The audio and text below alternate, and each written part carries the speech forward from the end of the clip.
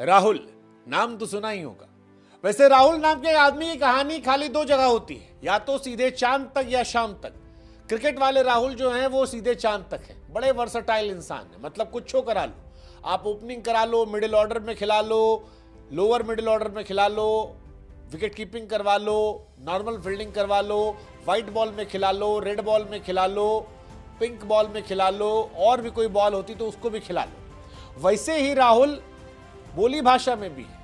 आप कन्नड़ बुलवा लो, तमिल बुलवा लो, हिंदी बुलवा लो, अंग्रेजी बुलवा लो, यही राहुल की खूबसूरती और यही राहुल को खास बनाती है। मतलब बड़ी गजब कहानी टेस्ट क्रिकेट में जो कुछ हुआ। लेकिन राहुल की वर्सेटैलिटी पर जाए उससे पहले उनकी पारी की बात करते हैं, क्योंकि राहुल की क्लास वाली इनिंग का असर है कि इंडिया फिलहाल इंग्लैंड से जीतने की उम्मीदें लगाए बैठी। अगर केएल राहुल ने पहले टेस्ट के चौथे दिन गिव अप कर दिया होता तो शायद इंडिया गिव अप कर जाती, क्योंकि कप्तान शुभमन गिल आते ही आउट हो गए थे और तब यह सवाल उठ रहा था कि अब यहां से क्या होगा। क्या केएल राहुल रुकेंगे, केएल राहुल जाएंगे? लेकिन केएल राहुल ने जिस तरह से खेला और ऋषभ पंत ने जिस तरह साथ दिया, उसका असर था कि इंडिया न सिर्फ मजबूत हुई बल्कि इंडिया मैच जीतने के करीब है। अगर आखिरी दिन इंडिया को 10 विकेट 350 रन पे चाहिए तो वो केएल की क्लास का असर था, केएल की वर्सेटैलिटी का असर था। केएल राहुल कह तो रहा हूं, जितनी तारीफ की जाए उतना कम है। दुनिया में बहुत कम क्रिकेटर हैं जो इतने ज्यादा फ्लेक्सिबल है। 14 गेंदों पर राहुल आईपीएल में 50 मार देते हैं और 50 के नीचे के स्ट्राइक रेट से टेस्ट मैच में टिके रहते हैं।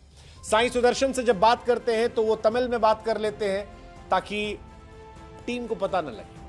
अगर आपने नोटिस किया उनकी वर्सेटैलिटी, केएल राहुल साई सुदर्शन से तमिल में इसलिए बात कर रहे थे क्योंकि बशीर जो है वो हिंदी समझते थे, लेकिन ऋषभ पंत से जब तेज गेंदबाज आए तो वो हिंदी में बतिया रहे थे, और जब करुण नायर आए तो उनके साथ कन्नड़ा में बतिया रहे थे।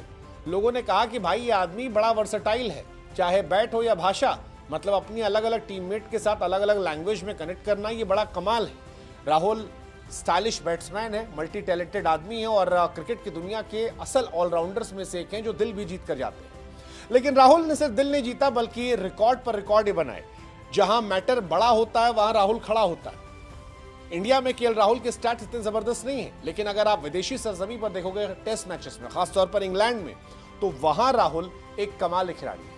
राहुल अफ्रीका में भी रन बनाते हैं, राहुल ऑस्ट्रेलिया में भी रन बनाते हैं और इंग्लैंड में भी छाते हैं। अगर आप राहुल के शतकों की बात करोगे तो केएल राहुल ने 18 शतक लगाए हैं, जिसमें भारत में केवल 4 शतक है और भारत के बाहर उनके 14 शतक हैं, जो बताते हैं कि विदेशी सरजमी पर जहां पर अक्सर भारतीय बल्लेबाज लड़खड़ाते हैं, कमजोर होते हैं, वहां राहुल स्ट्रांगली खड़े रहते हैं। इस सीरीज में भी देख लो, विराट कोहली, रोहित शर्मा नहीं थे, दोनों के बिना टीम इंडिया, लोग मान रहे थे कि शायद कमजोर पड़ेगी, शायद टीम इंडिया के बारे में लोग सोचें क्या होगा।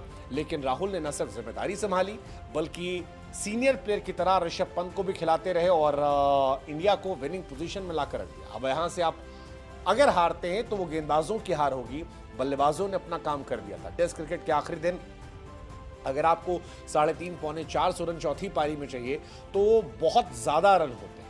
350 रन बहुत ज्यादा होते हैं। इतने अगर आप पिट गए तो फिर ये गेंदबाजों की नाकामी होगी, बड़ी वाली नाकामी। राहुल ने अपना काम कर दिया। राहुल के स्टैट्स भी बड़े कमाल के हैं। ओपनर के तौर पर जिन खिलाड़ियों के टेस्ट क्रिकेट में 100 शतक जो अगर आप बात करेंगे सेना देशों में, तो गवास्कर साहब के 8 हैं, राहुल के 5 हैं, सईद अनवर के 4 हैं, अट्टापट्टू के 3 हैं, वीरू माकंड के 3 हैं। दोस्तों, इंडिया ने 370 रन्स का पहाड़ खड़ा कर दिया है। क्या इंग्लैंड की टीम इस पहाड़ को अबूर कर पाएगी या यही बेसबॉल वाली क्रिकेट के चक्कर में सारी की सारी टीम जो है वो ढेर हो जाएगी? देखेंगे आज के मुकाबले में। अभी तो फिलहाल इंग्लैंड की टीम क्रीज पर मौजूद है और 25 रन्स पर कोई विकेट जो है वो उन्होंने गंवाई नहीं है 25 रन्स पे। और आज के दिन के खेल पे वो जब निकलेंगे मैदान में तो 25 फॉर नो लॉस के साथ वो आएंगे, खेलेंगे, देखेंगे कि गेम जो है किस तरफ जाता है। लेकिन फ़िलहाल इंडियन टीम का पल्ला जो है वो भारी है इंग्लिश टीम पर। तो वीडियो अच्छी लगे तो लाइक करें, चैनल को सब्सक्राइब करें।